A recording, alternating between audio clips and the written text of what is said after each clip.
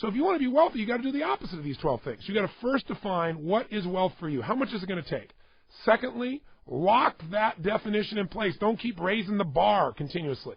You can raise the bar for what you enjoy, but know when I hit this number, I'm financially secure. I'm financially free. Third, make sure you define it and you create a plan that you believe is achievable. That's third and fourth. Fifth, make it a must for you. Write down a paragraph why you must be wealthy. You must have abundance. What it'll do for you, your family. Not why you'd like to be, why you have to be. 6, get that plan.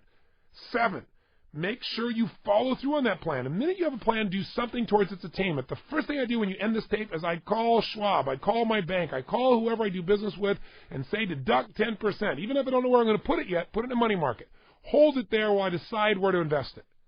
8, make yourself responsible for what shows up. Don't just trust the experts. Let them coach you, but don't give them the responsibility. 9, do not give up when the going gets tough. Right? Most people are tested. When you're 5 feet from the goal, that's when most people give up. You got to keep pushing, and you will get there. 10, do the opposite of everybody else. Make your life a business. Say, I'm going to have a profit at the end of the year financially, personally. 11, don't let other people's emotions control you. They're pessimistic, you still think it through. They're optimistic, don't run and do it. Think it through. Make sure you understand what you're doing, and make sure, no matter how optimistic or pessimistic they are, don't vary your asset allocation. That's what protects you. And finally, get good coaching. A coach is so invaluable for your body, for your relationships, for your finances, for your career. I really encourage you to really test out our coaches because I think you'll be thrilled. And if you want to do that, again, I'll tell you, you can call us at 1-888-834-9096.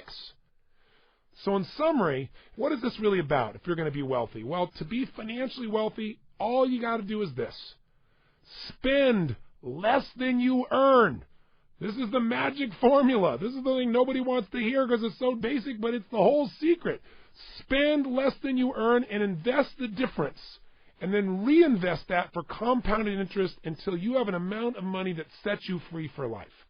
That's all it takes. And the only way you're going to spend less than you earn is if you make it a must by not having a choice. And if you guarantee you're going to reinvest it, that's what you got to do. Put in the right asset allocation, and you will win. You got it? That's it. There's no way around it. And if you can save more than 10% and make yourself do it, John Templeton literally saved 50% of what he earned when he was struggling. See, you got to remember the power of compounding. So what do you need to get started? Here's what you need to get wealthy. Only 4 things, and we're going to wrap this tape up. Number 1, you need time. And guess what? You've already got that. You know, everybody I talk to says, God, you know, if they're in their 40s, they go, I wish I started my 30s. If they're in their 30s, they go, I wish I started my 20s. Right? If they're in their 50s, they go, I wish I started my 40s. If they're in their 60s, God, I wish I started my 50s. If they're 70s, I wish I would have started my 60s. I mean, guess what? Start now. You got the time, and time is your friend. Compounding, the more time you have, the easier it is to win. You start out at 25, and you can start with a tiny amount of money and have millions. You start out at 50, you're going to have to invest a bit more because you got less time. 2, you need compounded growth. And you have that the day you make the decision to utilize it. The day you start investing, you've tapped into compound growth. And you don't want to wait 3 holes to start investing in that golf game. Otherwise, you cheat yourself out of a giant return. 3, you need to make intelligent choices. And you accomplish this by learning about what you're investing in, and most importantly, by defining your asset allocation, those 3 buckets, deciding what that percentage is today. And finally, 4, you need some money, but that's available. It's available in your own pocket. You can earn it, and if you have a reason to earn more to invest, you're going to be inspired. You may find a way to earn more than you ever did before. And finally, I'll say this about this subject. You're not really wealthy unless you're abundant in all forms, mental, emotional, physical, and spiritual. And I will tell you, to me, money is a game, and all it is that. The money can go away. You can take it all away. You can't take away the experiences of my life and who I've become as a man. Because the purpose of a goal is not to get the goal. Because you get a goal and then your brain goes, is this all there is? The purpose of a goal is what it makes of you and your pursuit of it. So if you're pursuing your goals and you become more successful financially, you're going to provide opportunities, jobs, capital for others. You don't have to worry about being selfish. Expand financially by expanding spiritually. And I also personally believe that it's really about how to take the invisible and make it visible. How do you take ideas, thoughts, desires, and convert them to physical reality? The ability to manifest seems to be being in alignment with your higher purpose. And I'm sure there are people that have done that and done it in a harsh way, but there are rewards for that too. Everything you put out comes back tenfold. But it's an emotional, spiritual game. And I'll tell you how to be wealthy right now.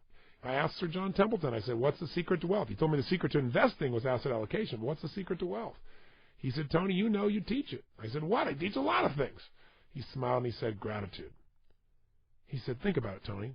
I know a lot of people you coach. They pay all this money and, you help them in their businesses. He said, but the real reason they hired you is because when you came in their life, they now felt rich because they felt so happy and fulfilled. Besides being successful in their business or trading more effectively, he said, that's what they got. He said, how many people do you know who have everything but are unhappy? He said, they're not grateful. They're not grateful for what they have. How many people you know seem to have nothing in financial terms, but they're so grateful and so they're rich? Gratitude is the key that unlocks the door to wealth. If you can feel grateful right now, remember we talked about relationships when we said, if you can feel that love already inside of you for yourself, for life, for people, you'll attract people of a similar level of love and intensity. If you're not in scarcity, the same thing happens with money. Same thing happens with anything. So if you can be just so grateful, if you can start your days with that hour of power, or your 30 minutes to thrive, or at least 15 minutes of fulfillment, you know the game plan here, where you spend those first 2, 3, 4, 5 minutes thinking of all the things you're grateful for, making that circle of your friends and your family and your health and the country you live in, the time in history we're here, and all the food on your table that you didn't have to grow, and just all the clothes you wear you didn't have to sew, the internet you didn't have to create. The $200 million movie that was created so you could be entertained for 2 hours. And it cost you $5, $10, I guess, whatever it is these days. Think about it.